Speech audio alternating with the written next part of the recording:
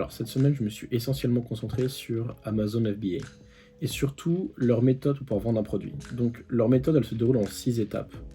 Donc j'ai déjà réalisé les 3 premières étapes. La première, c'était avoir un bon mindset et être sûr qu'on veut vraiment vendre sur Amazon.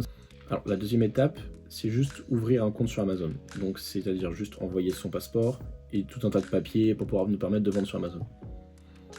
Le plus important, c'est la troisième étape. Alors dans la troisième étape, il donne tous les critères qu'il faut respecter pour trouver un bon produit. Donc trouver un bon produit, c'est vraiment ce qu'ils disent l'étape la plus longue.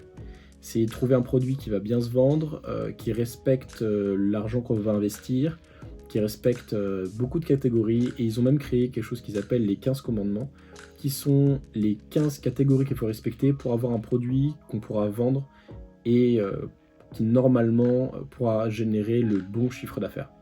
Alors ce que j'appelle le bon chiffre d'affaires, c'est que en investissant l'argent que j'ai envie d'investir, il faut que le chiffre d'affaires ne soit pas trop élevé et pas trop faible. Pas trop faible parce qu'évidemment le but c'est de faire de l'argent, et pas trop élevé parce que si le chiffre d'affaires des produits qui se vendent déjà est trop élevé, ça veut dire que avec l'argent qu'on a à investir, on ne pourra pas matcher la demande du produit.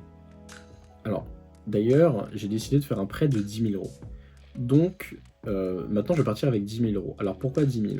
Parce que déjà je voulais investir 5 000 € dans le produit. Je me dis que c'est une somme qui est raisonnable, que si jamais le produit rate, c'est une somme que je pourrais essayer de rattraper avec le temps, et c'est que la moitié de ce que j'ai envie d'emprunter.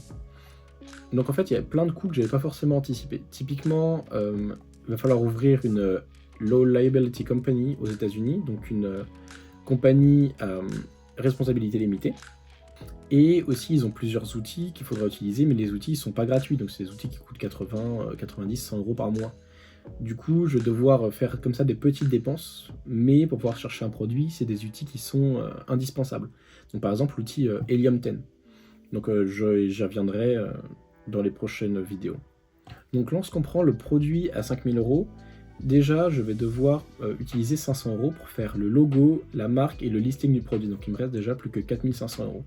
Ensuite, dans le budget des 5 000 €, il y a 35% qui vont partir pour le lancement du produit. Donc c'est-à-dire qu'à la fin, il me restera plus que 2 925 €, à peu près évidemment, pour pouvoir réellement acheter le produit auprès des fournisseurs.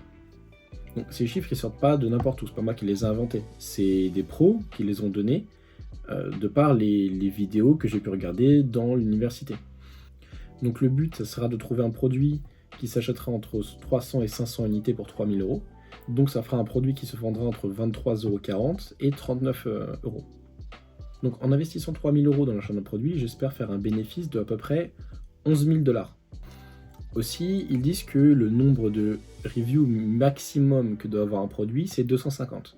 En effet, si un produit a trop de reviews, ça veut dire que lorsque les utilisateurs d'Amazon vont aller sur le site, vont regarder les produits, ils vont pas forcément être attirés par mon produit, mais plutôt par les autres, parce qu'on est plus attiré par un produit qui a déjà beaucoup de reviews, et qui du coup paraît déjà de meilleure qualité.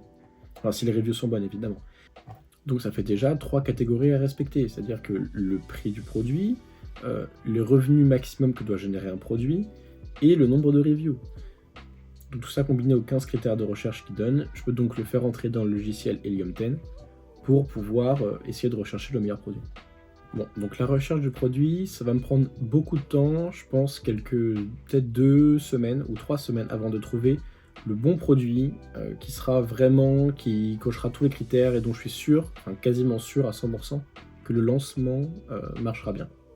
Voilà, donc dans les prochaines semaines, je vais me concentrer sur trouver le produit, donc continuer les cours de l'université, trouver le produit, assister à pas mal de Zooms, parce qu'ils ont pas mal de Zooms qui sont super intéressants sur comment est-ce qu'eux ils font pour chercher un produit, comment est-ce qu'ils se débrouillent, enfin voilà.